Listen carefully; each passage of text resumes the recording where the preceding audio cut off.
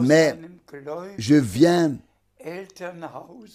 d'un foyer de croyants, d'une famille croyante. J'ai pu consacrer ma vie au Seigneur très tôt, dès l'âge de 14 ans.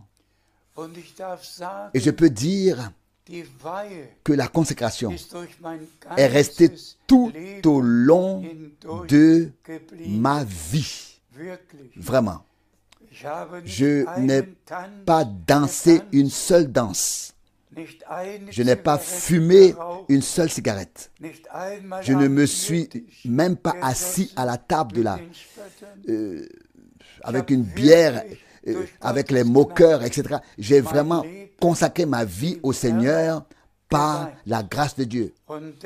Et c'est pourquoi je peux dire à tous, je n'ai jamais vu un film de ma vie. Je n'ai jamais assisté à un théâtre. Pas une seule fois. Pas une seule fois. C'est Dieu qui l'a fait ainsi, qui a conduit les choses ainsi. Pas une seule fois. C'est lui qui a conduit ma vie ainsi. Pas une seule fois non plus, je n'ai vu un film, soi-disant singulier, pas une seule fois. Mes yeux n'ont vu.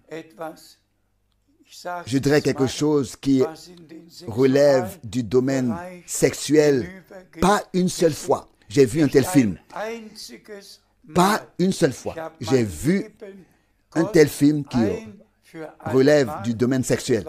J'ai consacré ma vie à Dieu une fois pour toutes. Et comme vous le savez, j'ai commencé à prêcher et à servir le Seigneur dès l'âge de 17 ans. Donc, le temps est donc venu pour nous de renoncer au monde, à la convoitise du monde, aux choses et aux désirs mondains, de consacrer entièrement notre vie à Dieu. Et comme il l'a dit lui-même dans cette parole, nous devons être saints, comme il était saint. Être consacré à Dieu, être soumis à Dieu, être donné à Dieu à tout égard, dans tous les domaines de notre vie. Et c'est là qu'intervient la parole, selon laquelle nous devons honorer Dieu de toute notre pensée. Penser comme il pense, croire comme il l'a dit dans sa parole.